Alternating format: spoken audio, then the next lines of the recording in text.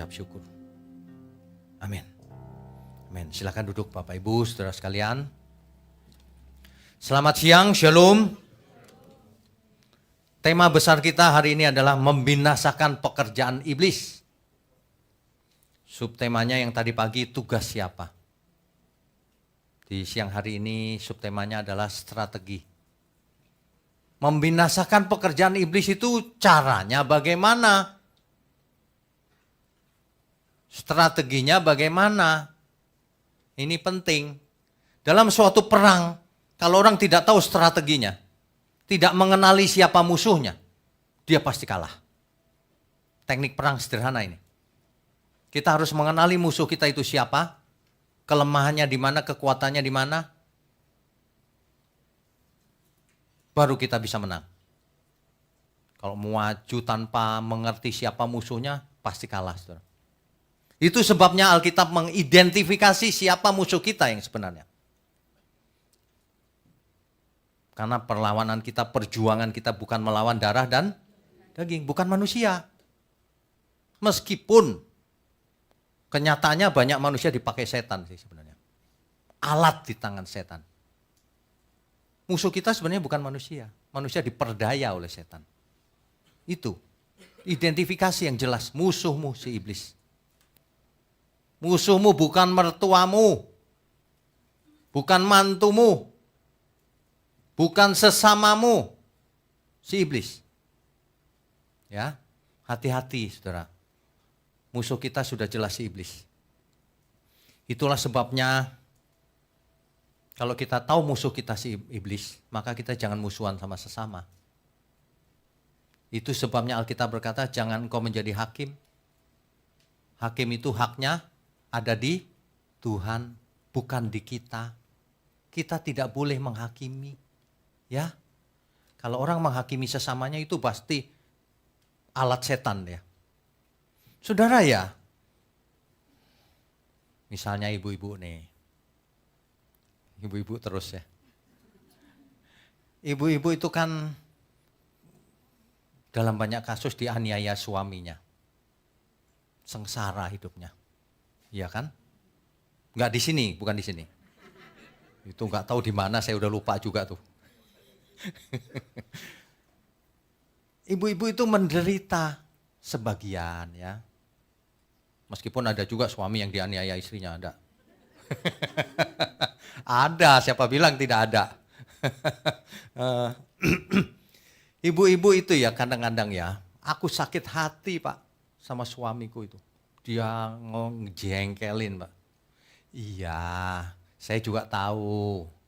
Tapi sakit hati kita itu jangan sampai melahirkan penghakiman. Itu enggak boleh.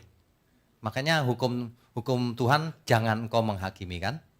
Penghakiman itu maksudnya menghukum. Itu enggak boleh loh.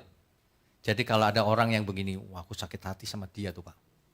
Dia itu buat aku bangkrut Pak, ditipu Pak duitku semua. Mudah-mudahan dia kesambar geledek. Itu kalau ada orang kayak gitu ya, mulutnya itu mulut setan, saya kasih tahu.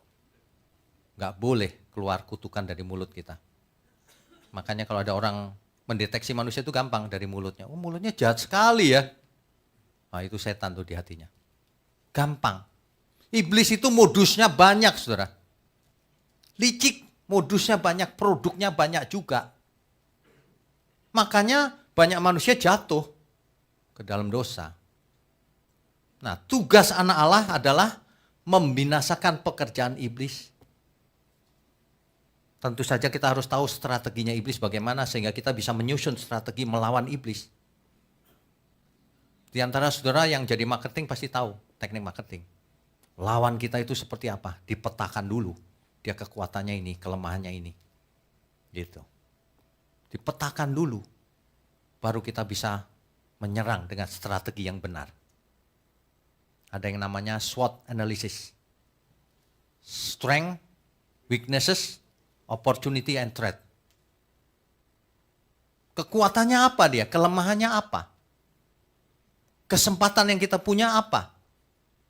Ancamannya apa? Risikonya. Demikian juga kita harus mengenali diri kita sendiri. Kekuatan kita di mana? Kekurangan kita di mana? Kita punya kesempatan apa? Iblis punya kesempatan apa? Resikonya apa kalau kita memerangi iblis? Kita harus tahu semuanya. Baru kita pasti menang. Ya, jangan gini, asal percaya saja Pak. Asal percaya kok nggak berhikmat, kok ditipu sama si iblis. Sebab iblis itu sangat licik. Sangat amat licik. Saudara, saya selalu sarankan untuk mendengar sesi 1 dan 2. Karena saling melengkapi.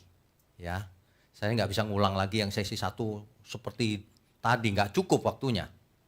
Nanti dengarkan juga sesi 1-nya.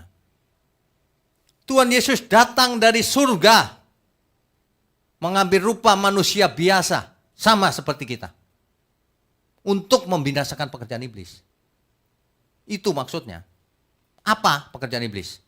Menjatuhkan manusia dalam dosa kan? Bagaimana membinasakan pekerjaan iblis? Nah, kita harus tahu dulu apa arti kata membinasakan di sini. Kan banyak orang itu ngarang-ngarang, bohong lagi. Kalau mau lawan iblis, bikin keris-kerisan saudara di dalam dunia roh. Kutusuk kau dalam nama Yesus. Yang gitu-gitu. Khayalan di pikirannya dijadikan kebenaran. Khususnya orang yang bekas dukun tuh, yang gitu-gitu itu. Perang dalam roh. Aku punya bom dalam roh. Ku bom kau gitu. Kayak orang gila itu. Tapi orang suka loh kayak gitu-gitu. Saya juga heran orang-orang ini. Maunya apa sih? Dikasih senjata melawan iblis gak mau pakai. Ngarang sendiri bom dalam dunia roh. Kirim drone dalam dunia roh. Nah, biar canggih sekalian gitu. Ya. Kita harus mengerti dulu apa artinya membinasakan. Ya, coba kita baca 1 Yohanes 3 ayat 8. Dicatat baik-baik tuh. 1 Yohanes pasal 3 ayatnya yang ke-8. Barang siapa yang tetap berbuat dosa berasal dari iblis. Saudara, kata-kata ini clear, jelas. Kalau saudara masih berbuat dosa, saudara berasal dari iblis. Menurut ayat ini, jangan marah sama saya. Sebab iblis berbuat dosa dari mulanya. Untuk inilah Anak Allah menyatakan dirinya, yaitu Tuhan Yesus maksudnya ya. Yaitu supaya ia membinasakan perbuatan-perbuatan iblis itu. Tuhan Yesus datang membinasakan perbuatan-perbuatan iblis itu. Itu maksudnya Yohanes 20 ayat 21.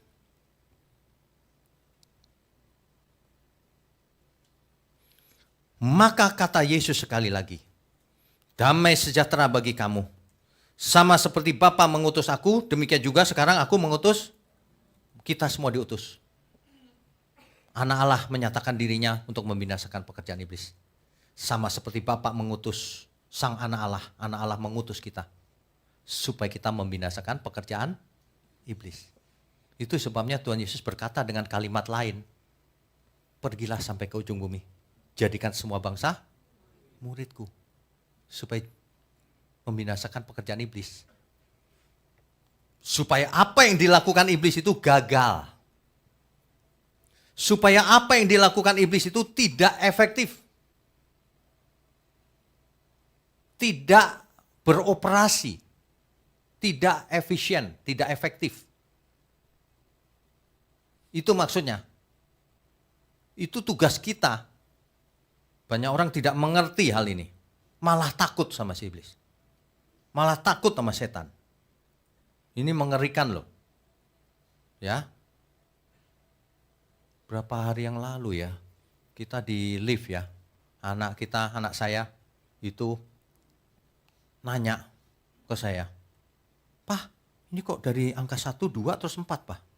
1, 2, 3 kok 4-nya nggak ada Pak? Langsung 5. Kenapa ya? Jawabnya gimana ya? Orang takut sama angka. Angka aja takut, gimana mau iblis? Angka aja takut, angka 4. Ada lagi yang takutnya 13 angkanya. Iya kan? Saudara ya, kalau ada rumah angkanya rumahnya 13, takut, sini saya beli. Diskon tapi 90% ya. Dulu ada rumah yang diiklanin berhantu, nggak ada yang mau beli. Dalam hati saya, sini aku beli, asal murah. Iblis itu nggak perlu diusir, saudara. Kalau kita hidup dekat Tuhan, hidup kudus, kita datang aja ke rumah itu, iblisnya pindah sendiri semua. Semua pindah sendiri. Ada amin? Jangan dibiasakan hidup agamawi. Diusir dulu. Kayaknya perlu pengusiran dulu. Kalau kita hidup kudus, kita datang, kira-kira iblis tahu nggak ada Roh Kudus dalam diri kita? Minggat nggak dia? Pasti minggat, saudara. Saudara asal tahu ya, setiap saya pindah rumah gitu, nggak pernah saya doain dulu. Nggak pernah. Ngapain didoain dulu? Kita datang, dia tahu kita anak Allah. Minggat sendiri dia. Padahal sebelum saya tinggalin, ceritanya macam-macam loh. Cerita horor tuh banyak loh. Dulu saya renovasi rumah ya. Waktu renovasi, kan saya nengokin kadang-kadang gitu. Tukangnya cerita, aduh Pak, rumah ini Pak. Gitu. Kenapa? Semalam saya lihat dari tembok atas itu, ngambang Pak. Melayang gitu, kayak film gitu. Waduh. Oh gitu ya, tenang aja Pak. Boleh nggak Pak saya panggilin orang pinter? Nggak boleh. Saya orang pinternya. Ngapain panggil-panggil orang pintar? Itu bukan orang pintar, orang goblok itu. Nggak ada gitu-gituan. Teman saya ada yang bisa lihat dunia roh dari kecil, sejak kecil. Karena orang tuanya dukun. Seringkali gitu terjadinya. Dia bisa lihat dunia roh. Suatu hari dia mampir ke rumah saya lagi renovasi. Diperbaiki karena rusak kan. Dia lihat sesuatu. Itu apa itu? Ada kayak bola api gitu. Berduri bola api. Dia cerita sama saya. Wah itu gawat tuh ada itu. Biarin. Kan nggak saya tempatin. Begitu selesai renovasi saya masuk. Nggak pakai tengking-tengkingan. Kehadiran kita itu udah menengking semuanya. Asal kita hidup kudus tak bercacat tak bercela. Dirubah mindsetnya. Jadi kalau ketemu yang nggak jelas gitu, usir. Dalam nama Yesus pergi. Kalau kita hidup benar, dia pasti pergi. Kalau kita hidup nggak benar, dia nanya balik. Bro, kamu galak sekali bro. Kita itu temen loh bro. Makanya saudara hidup cuma satu kali aja nggak mau hidup kudus. Sukanya comberan. Hidup kudus dekat Tuhan. Ya, jangan pakai perasaan, pakai kenyataan. Doa itu dialog Tuhan. Bicara aja nggak usah gimana ya cara doa ya. Catat dulu, diketik dulu. Ini doa apa? Deklamasi. Doa itu dialog aja biasa, dekat Tuhan itu begitu. Ya, saya nggak pernah itu doa sampai gini-gini segala. Nggak ada, doa diam aja. Tuhan tahu kok, kita dialog. Dan itu biasa aja, setiap saat juga bisa kita berdoa. Jangan gini, mau makan nih berdoa. Oke, makan berdoa dulu ya. Oke, lagi ngemil berdoa nggak? Ayo ngemil berdoa nggak? Nyobain kerupuk? Enggak juga? Tidur? Tidur doa lagi kan? Sudah tradisi. Padahal itu rumus dari mana? Ya doa bagus, saya bilang nggak bagus, bukan. Oke, tapi kenapa mesti begitu? Kalau ngemil kenapa nggak doa? Beda, ngemil enteng. Kalau makan berat. Kita itu sebenarnya harus doa setiap saat. Meskipun kita nggak keluar dari mulut, dari hati. Saudara ya, kalau saya khotbah gini ya, saya takut salah, tau nggak saudara? Sambil berdoa saya ngomong, Tuhan jangan sampai salah. Jangan sampai karena aku emosi, keluar tuh kata-kata kutukan atau apa. Wah, ampun Tuhan, jangan. Berusaha mengendalikan diri juga loh, kadang-kadang bisa emosi kan. Enggak, saya sambil doa ini. Tuhan jangan salah. Aku takut kalau salah, di depan salah lagi. Salah segini plus yang di YouTube ribuan, puluhan ribu. Waduh, berat itu kesalahannya, saudara. Kembali ke ayat ini, 1 Yohanes 3 ayat 8. Membinasakan perbuatan iblis. Barang siapa yang tetap berbuat dosa, berasal dari iblis. Sebab iblis berbuat dosa dari mulanya. Untuk inilah anak Allah menyatakan dirinya, yaitu supaya ia membinasakan perbuatan-perbuatan iblis itu. Membinasakan dipakai kata luse dalam bahasa Yunani, luse. Ini bukan Lucia ya. Ini luse maksudnya. Kalau Lucia nama WL. Akar katanya luo. Artinya yang pertama perhatikan. Membinasakan pekerjaan iblis. Membinasakan di situ jangan dibikin, wah aku pakai pedang. Wah, bukan. Ya, membinasakan artinya luo yang pertama, to destroy. Menghancurkan pekerjaan iblis. Yang kedua, to undo. Membatalkan. To do kan mengerjakan. To undo. Kebalikannya. Artinya gini, kalau iblis bisikin seseorang, hei Yesus bukan Tuhan tuh. Gitu ya. Dibalik, Tuhan jadi hantu. Kita balik lagi. Yesus Tuhan, saudara. Ini buktinya. Ada buktinya semua. Ngerti nggak? Dibalik. Sehingga orang yang pikirannya miring jadi lurus lagi.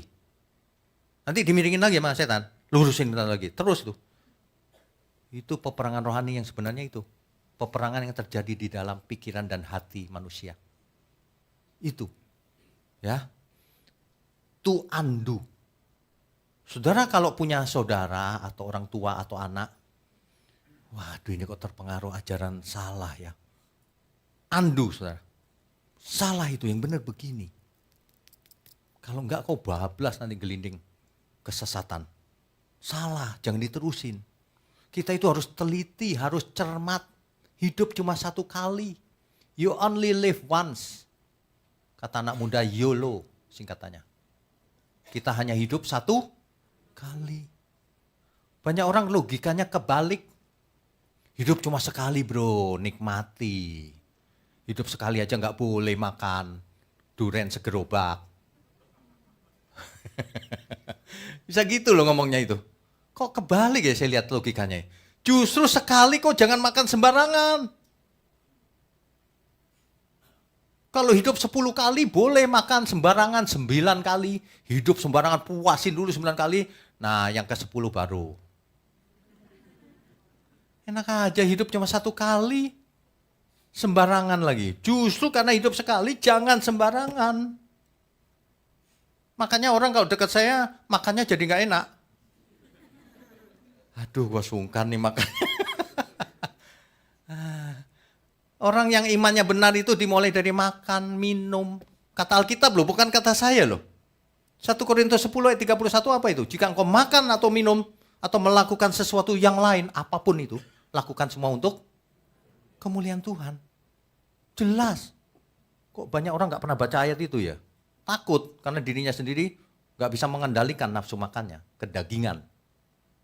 Kedagingan makannya daging terus. Bukan itu. Gak bisa mengendalikan nafsunya. Kedagingan itu namanya. Ya. Arti berikutnya. Membinasakan di situ, luo itu artinya to dismiss. Dismiss itu apa? Membubarkan. Membubarkan pekerjaan iblis. To dismiss. Berikutnya lagi to end, mengakhiri pekerjaan iblis. Harus diakhiri. Tugas kita itu. To melt. Melt itu leleh. Harus dilelehkan. Jangan menjadi padat. Ya. To dissolve. Dissolve itu, apa tadi dissolve? Larut. Dissolve. Larut atau memudar terus lenyap bisa juga. Dissolve. Yang terakhir, to unfasten. Unfasten itu apa? Bapak Ibu kalau pas naik pesawat ya, please fasten your seat belt gitu kan. Kencengin. Nah to unfasten itu lepasin. Kita orang yang terikat dengan kuasa gelap kita lepaskan. terikat dengan pikiran yang salah, kita lepaskan. Itu artinya membatalkan, membinasakan pekerjaan iblis itu. Setiap kita punya tugas. Selama ini dikesankan yang punya tugas cuma pendeta. Salah setiap kita kalau mau jadi anak Allah. Ya. Membinasakan perbuatan pekerjaan iblis. Nah, perbuatan-perbuatan iblis di situ dipakai kata erga, akar katanya ergon. Artinya yang pertama work, pekerjaan. Yang kedua did, perbuatan iblis. Yang ketiga produk, produce by iblis itu. Produknya iblis itu apa? Kita harus binasakan, kita harus hancurkan itu. Produknya iblis banyak loh, saudara. Yang terutama menyesatkan orang adalah ajaran. Ajaran yang salah itu banyak di dunia ini. Saudara akan surprise kalau lihat mengerti kebenarannya. Di sekeliling kita banyak sekali kesesatan. Ya, produknya harus kita hancurkan itu. Action berikutnya. Aksinya iblis itu harus dibatalkan. Harus. Yang terakhir occupation. Occupation itu penjajahan. Manusia yang berdosa itu dijajah oleh iblis, dikuasai oleh iblis. Harus kita bebaskan. Itu arti yang sebenarnya. Makanya kalau kita baca Alkitab, kita bongkar teks aslinya, kita lebih nuansanya lebih lengkap dapatnya. Oh gitu ya. Karena membinasakan pekerjaan iblis, ya udah, amin, terus gak ngerti. Oh rupanya ada banyak hal yang bisa kulakukan dalam rangka membinasakan pekerjaan iblis. Iblis itu strateginya begitu tuh. Dari sejak semula. Dari sejak di Eden. Firman Tuhan dirubah-rubah. Firman Tuhan bilang, jangan kau makan buah itu.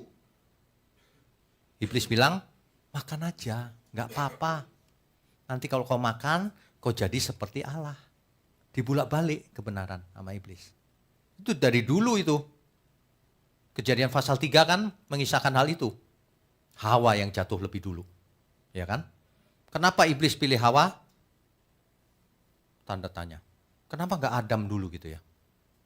Kenapa ya? Saya juga gak tahu sih. Rupanya dia tahu Hawa punya kelemahan. Kelemahan melebihi lebih lemah dari Adam. Mungkin. Kemungkinan. Makanya Hawa duluan kan? Atau si iblis tahu kelemahannya di Hawa karena Adam takut sama Hawa.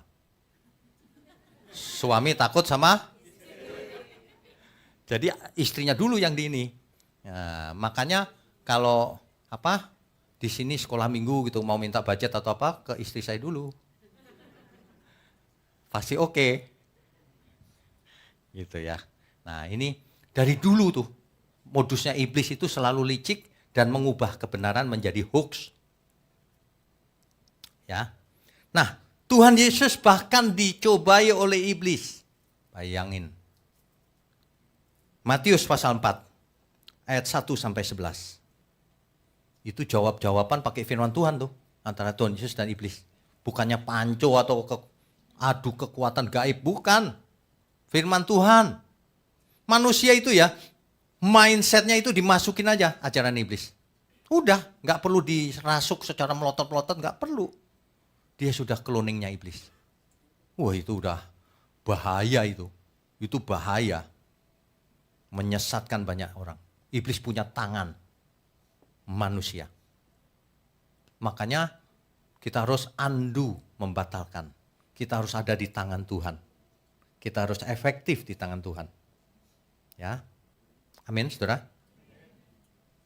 Matius 4 ayat 1 sampai 11.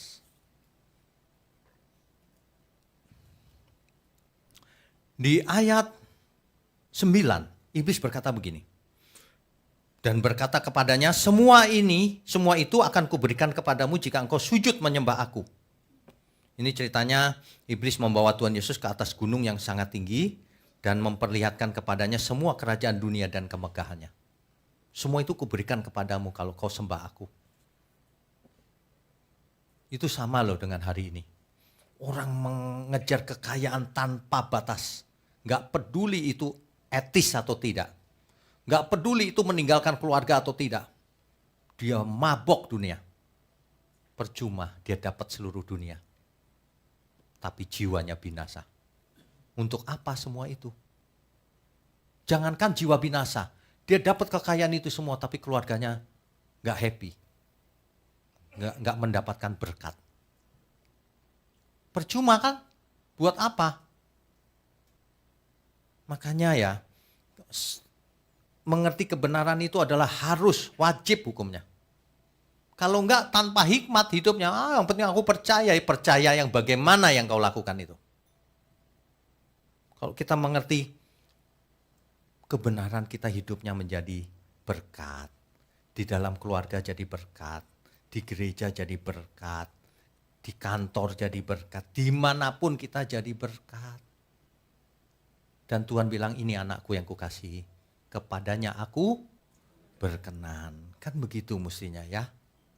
Kita semua itu punya tugas membinasakan pekerjaan iblis ini. Sama seperti yang Tuhan Yesus lakukan. Sebab sama seperti Bapa mengutus Tuhan Yesus mengutus kita semua.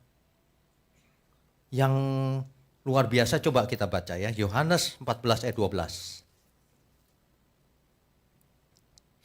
Aku berkata kepadamu, sesungguhnya barang siapa percaya kepadaku, kunya di sini Tuhan Yesus ya, ia akan melakukan juga pekerjaan-pekerjaan yang aku lakukan.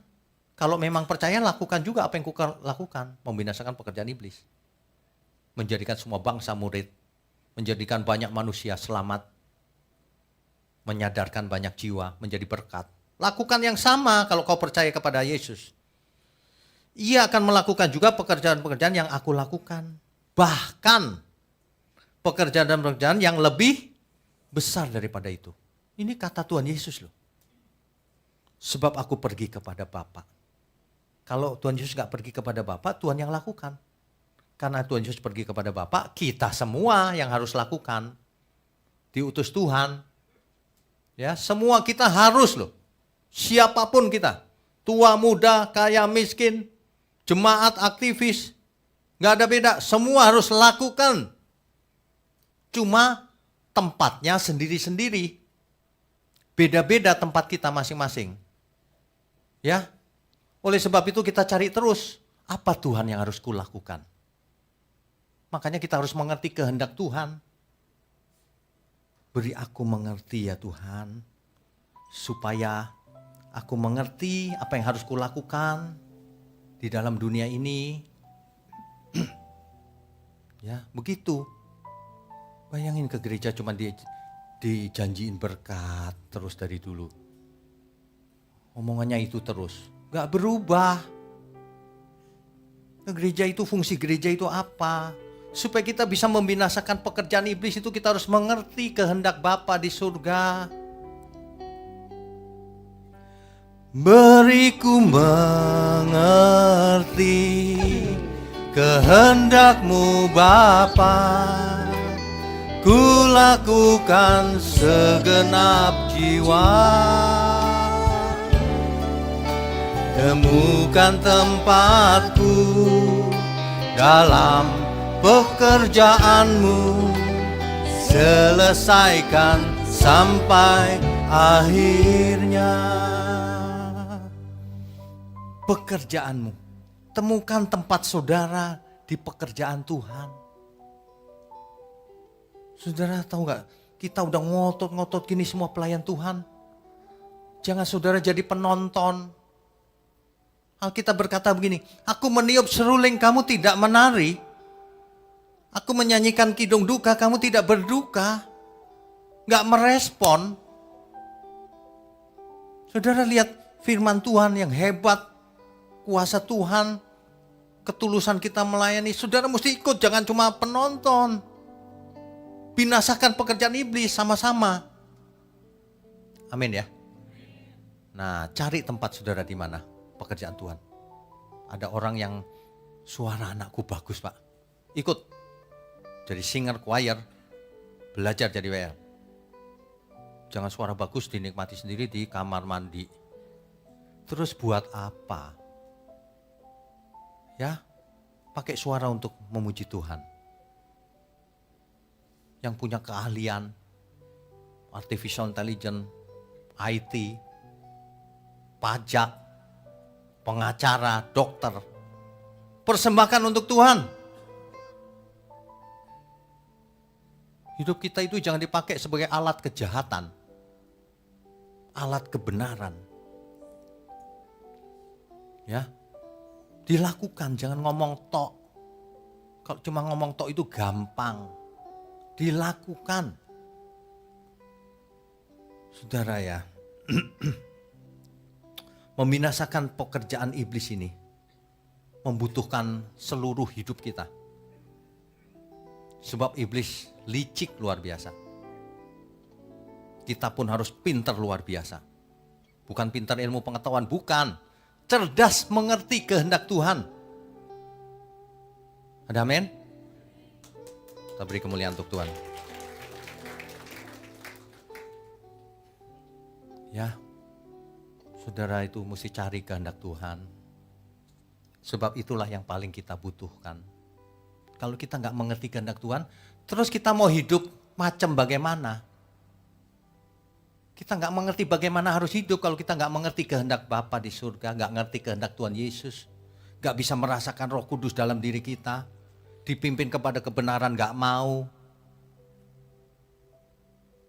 Yang paling penting itu mengerti kehendaknya. Sebab itulah yang akan membawa kita kepada perkenanan Tuhan. Beriku mengerti kehendak-Mu Bapa, ku lakukan segenap jiwa. Temukan tempatku dalam pekerjaan-Mu, selesaikan sampai akhirnya. Saudara, kalau saudara dokter, saudara pengacara, hubungi kita. Saudara punya kelebihan apa, hubungi kita. Kita mesti bersatu, sinergi di dalam Tuhan. Membentuk keluarga Allah di bumi. Sesungguhnya kerajaan Allah sudah datang ke bumi. Hari ini warga kerajaan surga kita semua. Warga kerajaan surga. Lakukan, persembahkan hidupmu. Yang uangnya triliunan, pakai untuk pekerjaan Tuhan. Triliunan nggak bisa dimakan, malah jadi kuburan nanti. Bisa loh, triliunan bisa buat ngubur kan? Ditukerin uang logam. Siapa mau dikubur uang? Mati itu pasti. Jangan seperti laut mati, saudara. Semua air mengalir di laut mati, makanya asinnya luar biasa. Saudara tahu nggak di laut mati itu bakteri aja nggak hidup. Bakteri nggak bisa hidup. Karena kadar garamnya sangat tinggi. Bakteri nggak bisa hidup. Bahkan burung nggak berani terbang di atasnya. Nggak tahu kenapa. Kalau kita di situ, jangan coba-coba berenang. Coba berenang, airnya masuk. Wah, pahit. Ada yang keselak mati, saudara. Ya, saudara kakak ipar saya kecipratan, matanya wah langsung merah gak karu-karuan. Makanya bawa air putih sambil ngambang. Tapi itu ngambang loh. Makanya hidup kita tidak boleh begitu. Kalau semuanya bermuara berkatnya terus gak ngalir lagi. Wah itu mematikan itu. Mematikan. Hidup kita harus menghidupkan. Ya, saudara berubah ya mindsetnya ya. Jangan pakai mindset lama. Saudara kalau di jalan lihat pengemis ya. Beberapa dari saudara pasti ada yang berpikir gini. Dasar pemalas, gak usah dikasih. Gitu. Oh, saking Tuhan sabar. Kalau Tuhan gak sabar, ditukar rohnya. Tiba-tiba kita yang jadi pengemis.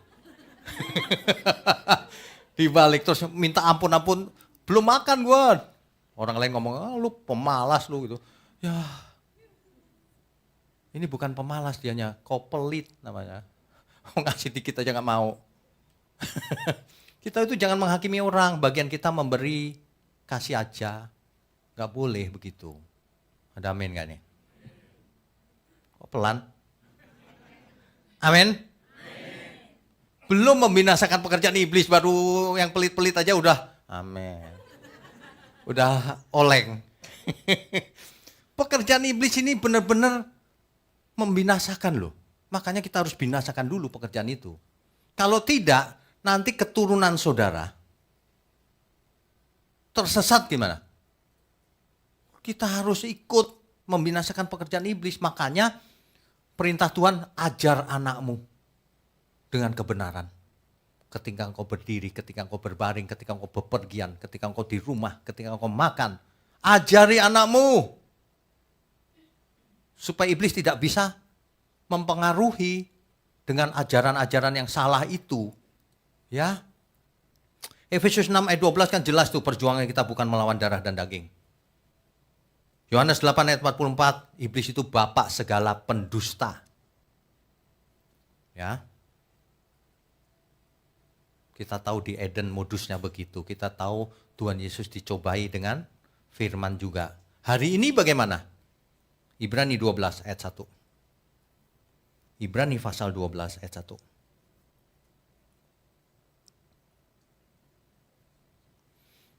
Karena kita mempunyai banyak saksi, bagaikan awan yang mengelilingi kita, marilah kita menanggalkan semua beban dan dosa yang begitu merintangi kita. Dan berlomba dengan tekun dalam perlombaan yang diwajibkan bagi kita. Perlombaan apa itu? Apakah perlombaan pingpong? Perlombaan apa itu? Perlombaan nyanyi? Perlombaan ini peperangan rohani. Bagaimana kita bisa menang? Menang itu artinya membinasakan pekerjaan iblis juga. Bagaimana kita memenangkan jiwa? Bagaimana orang yang dulunya nggak kenal Tuhan sekarang mengenal Tuhan? Bagaimana orang Kristen yang adem ayem selama ini? Karena nggak diajarin kebenaran, tersulut api kebenaran. Dia hidup untuk kebenaran. Kan begitu. Bagaimana orang yang sakit jiwanya menjadi sembuh. Ini loh tugas kita semua ini. Jangan pasif. Saya lihat banyak orang itu pasif.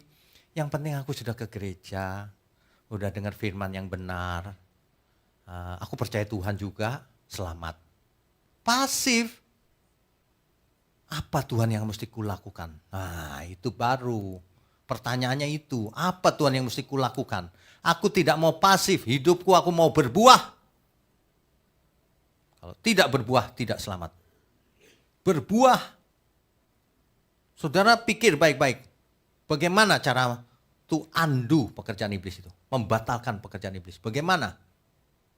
Mulai dari hal sederhana. Bagikan link-link kebenaran seperti ini. Supaya orang terbuka mata batinnya. Dibagikan kebenaran seperti ini. Supaya orang tahu yang benar. Supaya orang tahu bagaimana ia harus hidup. Supaya orang mengerti ia harus sukses untuk Tuhan. Supaya ia tahu bagaimana harus mematikan manusia lamanya. Bagaimana hidup harus semangat, bukan pengen mati. Salah itu pengen mati. Hidup semangat untuk Tuhan. Mati ada waktunya, pasti mati kita. Amin. Bayangin masih muda diajarin kamu pengen mati aja. Kok ada yang amin? Matikan manusia lamamu maksudnya itu. Jangan buru-buru mati. Ya. Nah, peperangan rohani ini dihadapi oleh semua orang. Perhatikan strateginya iblis. Cuma 2. Catat baik-baik, strateginya iblis cuma 2. Yang pertama, manusia disesatkan oleh ajaran sesat. Ajaran sesat itu definisinya sederhana. Tidak sesuai Alkitab. Itu sesat namanya. Karena Alkitab tidak mungkin salah. Alkitab tidak mungkin salah.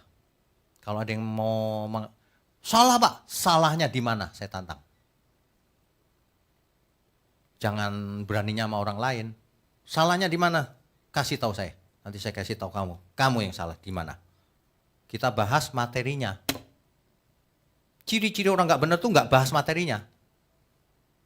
Langsung nyerang ke orangnya. Itu ciri nggak benar tuh. Perhatikan baik-baik. Itu jelas di YouTube itu. Ini nyerang orang ini. Bukan ajarannya. Kalau orang benar itu ajarannya yang dibahas. Tapi kalau nyerang orangnya, Oh kamu yang ngajar kayak gitu, salah itu. Salahnya nggak diomongin. Mudah-mudahan kau mati ntar minggu depan. Nah itu nyerang orangnya. Itu pasti dari setan itu. Karena kalau kebenaran, bahas kebenarannya. Supaya sama-sama tahu mana yang benar dan kita berubah karenanya. Kan gak ada seorang pun mau binasa kan? Gak ada. Mana ada orang cita-citanya mau binasa? Gak ada. Semua orang mau selamat. Tapi ditipu oleh iblis. Gitu loh. Ya. Jadi orang menyimpang strateginya itu dua iblis. Satu oleh ajaran yang salah, false teaching. Banyak itu. Teologi kemakmuran, teologi hyper grace, teologi macam-macam lah, nanti tersinggung saya sebut. Ya, hati-hati, banyak. Yang kedua, penyesatan itu terjadi. Strateginya iblis itu menggunakan daya tarik dunia ini. Kenapa? Karena iblis gak menarik. Bayangin kalau iblis promosi gitu. Hai manusia ikut aku. Gak ada yang mau ikut. Ih, menjijikan, gitu kan? Tapi coba iblis menyamar, jadi wanita. Menyamar jadi wanita cantik misalnya. Waduh, orang langsung lihat. Sesuatu yang menarik. Iblis tidak pernah menawarkan dirinya apa adanya. Gak pernah. Iblis selalu menawarkan daya tarik dunia. Manusia gak tertarik sama iblis. Mana ada sih manusia tertarik sama setan? Gak ada. Tapi manusia tertarik dengan daya tarik dunia. Iblis tahu kelemahan manusia. Manusia itu cinta dunia. Ditawarin produknya yang dari dunia. Apa itu? Daya tarik dunia itu apa sih? Mamon. Orang kan pengen kaya kan? Banyak kan? Tanpa tahu tujuannya. Jadi dewa mamon itu nanti. Mamon, kekuasaan, seks. Daya tarik dunia itu menjatuhkan manusia itu begitu. Popularitas. Macam-macam. Semuanya itu produknya iblis. Makanya produk ini harus dibatalkan. Supaya orang gak cinta dunia. Orang boleh kaya? Boleh. Siapa bilang tidak boleh? Tapi persembahkan untuk Tuhan. Jangan bilang kekayaan itu jahat. Bukan. Cinta akan uang yang jahat. Makanya kita semua kerja keras. Supaya duitnya banyak. Untuk apa? Supaya hidup kita jadi berkat. Minimal supaya kita tidak membebani siapapun. Amin? Itu yang benar. Karena kekayaan dunia ini Tuhan yang punya juga kok. Tapi jangan kau cinta dunia. Kau cinta dunia binasa, musuh Allah. Semua yang ada di dunia ini adalah alat untuk dipersembahkan kepada Tuhan. Sebagai bukti bahwa kita bisa dipercaya dalam hal kecil. Barulah nanti kita diberi harta yang sesungguhnya di surga. Yaitu Tuhan sendiri. Amin ya semua ya. Nah, jadi sekali lagi, orang menyimpang, strateginya iblis ada dua. Satu, ajaran yang salah. Ajaran filosofi atau apapun namanya, yang salah. Sehingga mindset manusia menjadi salah. Yang kedua, daya tarik dunia. Sehingga orang jatuh dalam dosa. Karena menarik. Kenapa sih orang suka jatuh dalam dosa? Kenapa saya mau tanya? Kenapa? Karena dosa itu nikmat. Mana ada orang yang gak suka kenikmatan? Tapi orang lupa di balik itu maut. Ya. Nikmat sebentar, mautnya kekal. Mendingan sengsara sebentar, nikmat kekal bersama Tuhan. Amin semua? Kan begitu mestinya. Ya, diingat baik-baik ya, strategi iblis dua ini. Jadi kita lawannya harus tahu bagaimana melawannya. Ajaran sesat sama daya tarik dunia. Ajaran sesat, ngelawannya bagaimana?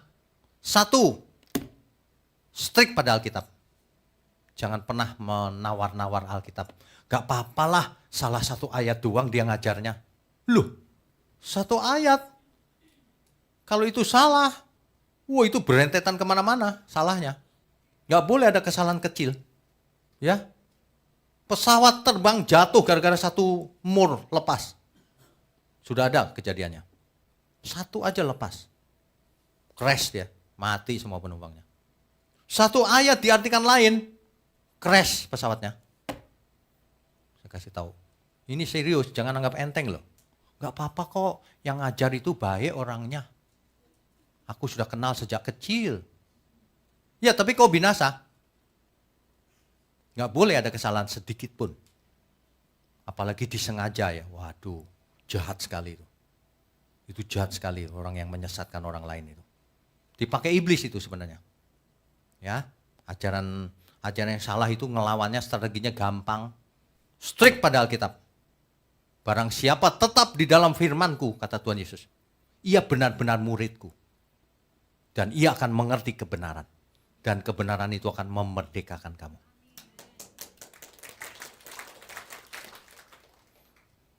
Makanya, saya selalu sarankan untuk kita semua, ikutin seminar 7 natur kebenaran.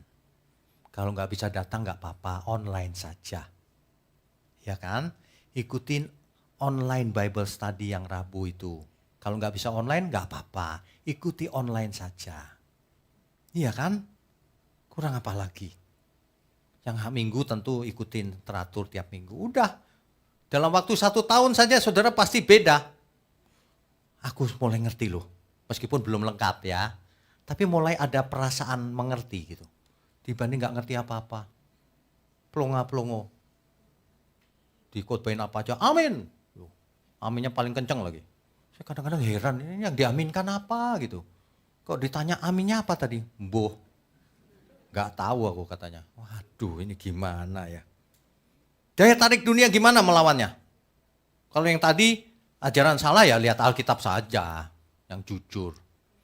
Kalau daya tarik dunia gimana strategi lawannya? Gimana coba? Saya kasih ilustrasi ya. Orang yang suka makan lemak, biasanya nggak suka makan sayur. Iya kan? Makanya saya sering dikatain, makan kok kayak kambing. Makanya sayur melulu, gitu. Sebaliknya orang yang suka sayur, nggak suka lemak. Waktu dia lihat lemak, jijik. Nah ini yang salah yang mana nih? Seleranya beda kan? Nah, begitu juga dengan daya tarik dunia ini. Seleranya kita itu di mana? Seleranya cinta mamon atau bukan? Beda loh, cinta mamon sama menggunakan mamon sebagai alat tuh beda loh. Kita butuh dana banyak, oh iya setuju. Kita perlu butuh dana banyak sekali. Kenapa gereja butuh banyak? Untuk nolong orang. Gitu loh maksudnya. Cuman banyak sekali penyelewengan. Dana banyak untuk bikin gedung. Atas nama pribadi. Untuk bikin menara Babel, saya kasih tahu. Itu menara Babel itu. Bukan berarti bikin gedung salah ya, bukan. Kalau bikin gedung, ya bagus. Punya gedung sendiri kan bagus. Jadi nggak bayar sewa, kan bagus kan? Tapi tetap jadilah berkat. Dikuantongin sendiri gitu ya. Itu menara Babel itu. Itu Raja Babel itu yang punya itu. Cinta mamon itu namanya. Dengan dalih persepuluhan lah, apalah. Kok jadi berkat nggak bagi dunia ini? Jadi berkat itu 2, berkat rohani, berkat jasmani. Berkat rohani, sebarkan kebenaran. Kau ngajar kebenaran nggak? Berkat fisik, jasmani, kau bagi-bagi nggak? Yang miskin kau sekolahkan nggak? Kasih makan nggak? Jangan omong kosong. Kebenaran itu begitu. Lawan kita itu si iblis itu licik sekali. Jemaat harus cerdas. Nggak bisa diakalin untuk membangun menara Babel. Jangan mau ikutan pekerjaan iblis. Meskipun kelihatannya agamawi. Pekerjaan itu pekerjaan Tuhan. Jelas, pekerjaan Tuhan itu orientasinya jelas. Manusianya yang dibangun. Bukan gedungnya. Meskipun bangun gedung boleh. Ya kan? Ini kan renovasi mundur 5 meter nih. Supaya nggak terlalu crowded. Kan gitu. Kalau ini penuh juga ya udah nggak tahu saya. Tunggu pertolongan Tuhan berikutnya. Bukan gini. Ini lagi butuh nih. Saudara, persepuluhan itu ternyata benar. Ya ampun. Itu mah menjual diri namanya. Nggak ada begituan. Orang yang dewasa dia akan dukung pekerjaan Tuhan. Simpel kan? Nggak ada yang dukung, nggak masalah juga. Sederhana saja. Hidup ini dibuat gampang, jangan akal-akalan sama Tuhan. Lawan kita si iblis itu loh fokusnya, jangan kemana-mana. Kita harus kalahkan dia, batalkan sehingga banyak orang selamat. Kan gitu, ya. Mamon, kekuasaan, bagaimana cara ngelawannya? Daya tarik seks, bebas dan sebagainya. Bagaimana cara melawannya? Alkitab berkata begini, jangan beri kesempatan pada iblis. Jangan beri kesempatan. Manusia suka beri kesempatan, itu kesalahan pertama tuh. Ketika Hawa ditanya oleh iblis gini, semua buah boleh dimakan kan? Itu sebenarnya mancing si iblis itu. Si Hawa kan tahu, enggak gitu kali. Gitu. Itu dipancing sengaja, bukannya iblis nggak tahu, sengaja. Makanya saudara kalau pergi keluar kota terus nginep di hotel sendirian gitu, ditelepon, sorry ya ini bapak ini bukan. Nah, itu iblis, pura-pura. Nanti berikutnya perlu ditemenin ya pak. Udah tahu modusnya udah kebaca. Jangan beri kesempatan pada iblis. Kesempatan di situ dalam bahasa teks Alkitab asli dipakai kata topon. Akar katanya topos. Apa artinya? Artinya pijakan, berpijak. Jangan kasih pijakan sama iblis, nanti dia berpijak di hidupmu. Jangan kasih ruang sama iblis, ruang juga boleh. Nanti dia kos di rumahmu. Pertama kosnya 1 kamar, besok 2 kamar. Lama-lama kau yang ngekos sama dia. Ada gambar lucu, si unta. Ada kemah gitu ya, si unta nitip kepalanya dikit tuh. Sama si yang punya kemah di dalam gitu, kan panas gitu kan, dilus-lus gitu untanya. Lama-lama masuk dikit. Lama-lama yang punya didimu keluar dari kemahnya. Hati-hati saudara, iblis tuh begitu. Kasih kesempatan dikit, habis kita. Jangan berdiri di jalan yang licin. Kata Alkitab, nanti kau jatuh. Ya kan? Udah tahu ada daya tarik seks. Jangan kau nonton yang enggak, nanti kau jatuh. Salah siapa? Salahmu sendiri. Berdiri di jalan licin. Jangan cari penyakit, saudara. Hidup ini enggak penting mau kaya mau enggak, asal kita kerjakan bagian kita. Hidup ini enggak penting berkuasa atau tidak, asal kita kerjakan bagian kita. Kan begitu. Kalau kita kerjakan bagian kita, dikasih kekayaan, bagus, pakai untuk Tuhan. Pakai untuk hidup yang benar. Populer, bagus, pakai untuk Tuhan. Pakai untuk mulutnya untuk bersaksi. Kan begitu. Makanya berdiri di mimbar itu bahaya loh saudara. Ngomongnya salah gitu, aduh. Alkitab aja bilang begini, jangan kau jadi guru kalau nggak bisa jadi guru. Sebab ukurannya beda. Dituntutnya beda. Saudara disebut anak Allah, dituntutnya beda loh dengan orang dunia. Amin gak? Lakukan. Binasakan pekerjaan iblis. Bertobat lagi mulai sekarang. Pengertian yang baru demi baru dibukakan terus. Supaya kita benar-benar dipakai Tuhan. Siapapun kita. Dokter-dokter yang dipakai Tuhan. Pengacara-pengacara yang dipakai Tuhan. Sebab kalau tidak dipakai Tuhan, dipakai setan dia pasti. Pasti. Cuman itu pilihannya. Mau dipakai Tuhan atau dipakai setan. Ya. Bertobat itu. Enggak cuma ibu-ibu sih, bapak-bapak juga. Bertobat itu mulai sekarang. Mau angka 4, mau angka 13, mau Jumat Kliwon, mau apa lagi ya. Banyak kebiasaan yang salah loh di masa lalu, menghina Tuhan itu. Saudara kalau ada di hutan gitu, waduh beringin ini ratusan tahun nih, pengen pipis. Ayo gimana biasanya? Permisi mbah. Oh ngaku cucunya setan rupanya. Lah panggil mbah gimana? Permisi mbah. Tapi bener-bener loh, gak tahu itu ajaran dari mana ya. Permisi mbah, anak babi mau lewat. Kok jadi anak babi? Sejak kapan gitu manusia jadi anak babi? Anak Allah. Kan gitu mestinya. Mestinya anak Allah kita dimanapun. Gak usah ngomong apa-apa anak Allah kok. Si setan tuh tahu banget loh. ini anak Allah atau anak setan? Tahu persis. Karena Roh Kudus kalau di dalam kita itu setan takut itu. Takut karena tidak punya hak. Sama sekali nggak punya hak. Mantep kan hidup sekali ini bersama Tuhan. Kan begitu. Jangan terpengaruh ajaran agamawi. Lawan setan harus puasa dulu. Enggak. Hiduplah kudus tak bercacat tak bercela. Setiap saat kita bisa lawan setan. Ada amin? Masa ada orang kerasukan, entar dulu ya aku puasa dulu. Mati ntar. Langsung. Lagi pula ayat itu perhatikan baik-baik di Alkitab. Setan jenis ini hanya bisa dilawan dengan doa dan puasa. Ada kurungnya saudara, perhatikan baik-baik mulai sekarang. Kalau itu ada kurung artinya nggak ada di teks aslinya. Itu catatan tambahan. Jadi dulu yang nyalin nambahin itu. Sebagai catatan. Bukan bagian dari Alkitab. Mungkin dulu dia suka puasa gitu. Jadi dia tambahin. Padahal enggak begitu. Kuasa Tuhan mengalir luar biasa tanpa persiapan. Kenapa? Karena Roh Allah yang punya kuasa. Bukan kita. Kalau kita mau mengeluarkan kuasa kan warming up dulu. Biar panas. Enggak ada. Roh Kudus enggak perlu warming up. Enggak perlu pemanasan. Langsung. Mental langsung. Kejahatan. Kan begitu harusnya. Mulai hari ini janji ya saudara, jangan takut sama apapun. Angka 4, angka 13, Jumat Kliwon, apalagi beringin, apalagi. Yang anak babi itu terutama, jangan. Masa anak babi? Itu menghina orang tua juga loh. Masa orang tua kita dibilang babi?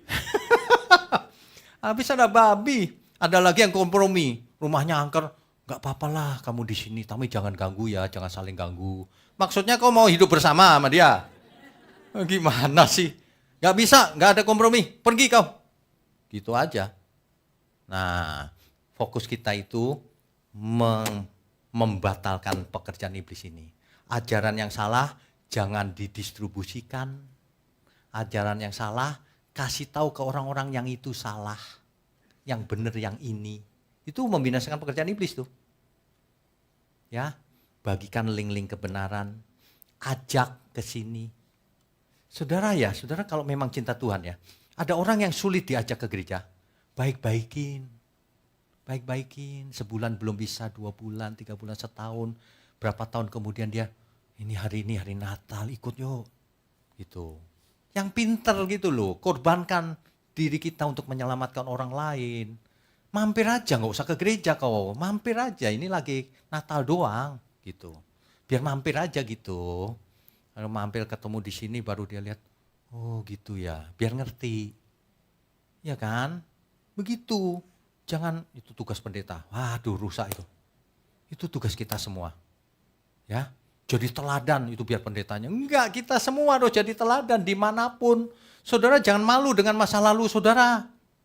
Tapi aku begini Pak, jangan malu, enggak penting itu ke depan. Orientasi kita mikir ke depan untuk Tuhan. Diriku gak berharga, gak masalah. Tapi aku mau lakukan untuk Tuhan. Kan begitu, itu membinasakan pekerjaan iblis itu gitu.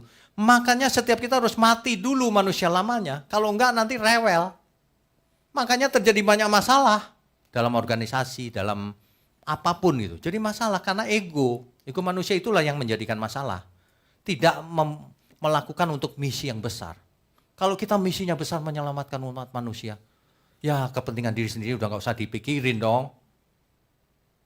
Buktinya dikit-dikit ngambek. Lah kan susah yang begitu. Iya kan? Mulai sekarang ingat baik-baik ya. Misi hidupku membinasakan pekerjaan iblis. Mulai dari hal kecil. Bagikan kebenaran ini. Apalagi Tuhan yang bisa kulakukan. Begitu.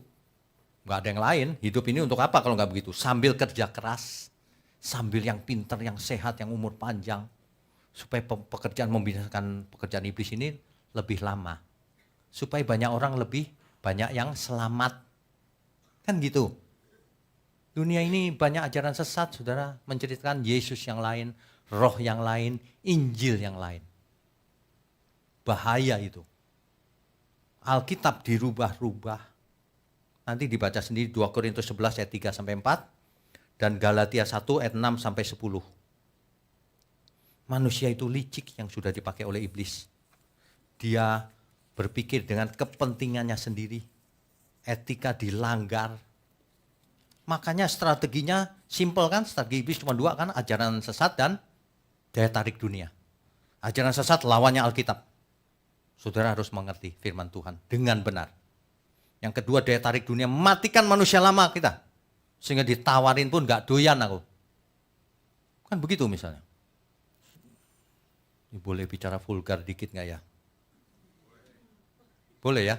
Kan ini sudah dewasa semua ya. Suami-suami yang tugas keluar kota, kan nginepnya di hotel.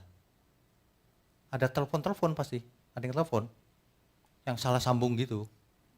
Salah sambung atau salah sambung? Nah yang begitu-begitu kalau orang udah bener gak doyan. Hati-hati loh, bisa dijebak loh saudara, sama teman-teman saudara juga. Bisa dijebak, kalau orang masih menggelora dosanya, waduh gak usah dijebak, nyari sendiri. Matikan manusia lama kita, maka daya tarik dunia gak penting. Maka kita akan tahu bahwa kita harus cari uang yang banyak, supaya jadi berkat. Maka kita tahu kita harus sehat umur panjang, supaya kita bisa jadi berkat lebih lama. Kan gitu kan? Supaya gak jadi beban bagi keluarga. Kita harus hidup benar. Setan mah gak penting itu. Tahayul setan itu gak penting banget. Yang penting bagaimana kita harus hidup. Makanya yang penting itu bagaimana kita hidup, bukan bagaimana kita mati. Mati mah gak penting. Hidupnya bagaimana. Nah setelah itu kita hidup lagi. Itu loh maksudnya. Ya. Amin saudara. Amin. Beri kemuliaan untuk Tuhan. Sebentar, ada pengumuman Sabtu depan kita lanjutkan seminar 7 natur kebenaran. Tapi jamnya berubah, jam 8 pagi ya di tempat ini. Selesainya jam 11. Jadi saudara masih bisa setelah itu sama keluarga pergi kemana masih bisa. Ya. Yang kedua, katekisasi baptisan sedang berlangsung. Jadi setiap berapa bulan sekali kan kita adakan baptis. Saudara pastikan anak-anak saudara ikut baptisan. Jangan dibiarkan sampai besar nggak baptis. Dulu kita begitu, nggak ada yang mengarahkan. Saudara harus arahkan. Biar anak-anak kita di dalam perlindungan Tuhan, tidak kemana-mana, tetap di jalur yang benar. Itu ya. Amin ya. Kemudian apa lagi? Ke Israel nggak tahu ada yang daftar apa enggak. Tapi yang jelas terserahlah itu boleh iya boleh tidak. Tapi kita yang penting ingat, kita nggak boleh pasif. Hidup kita arahkan mulai hari ini. Apa yang harus kukerjakan? Minimal bagikan link kemanapun, minimal. Ya. Nah kalau ada yang kaya raya, dukung. Jangan bikin menara Babel sendiri. Bikin menaranya Tuhan. Di mana penyembahan kepada Tuhan di atasnya. Begitu harusnya, ya. Saya undang semua untuk bangkit berdiri. Beriku mengerti kehendak-Mu Bapa, ku lakukan segenap jiwa. Temukan tempatku dalam pekerjaan-Mu, selesaikan sampai akhirnya. Tiada yang lebih kubutuhkan.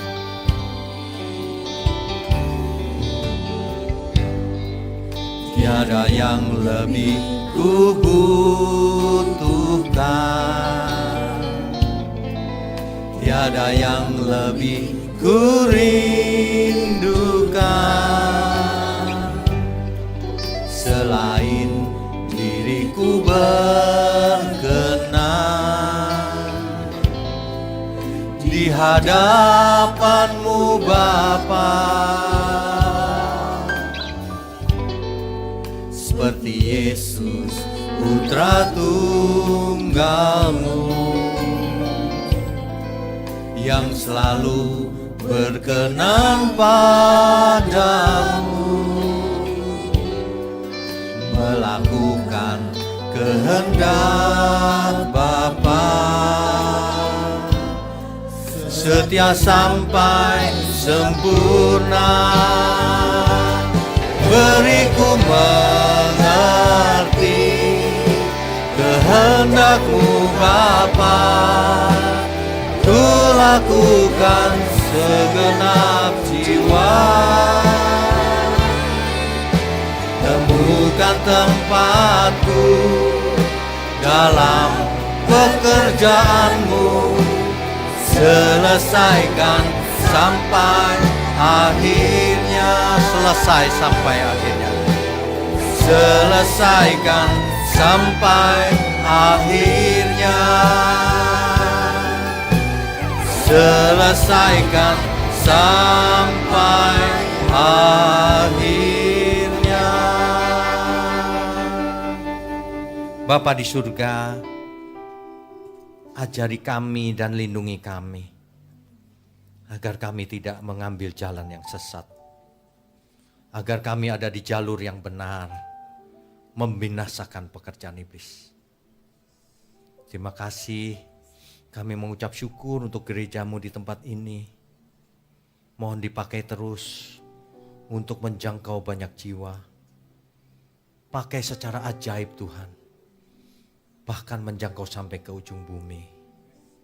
Terima kasih, Engkau berkati para pelayan Tuhan. Berikan mereka hati yang melayani dengan tulus.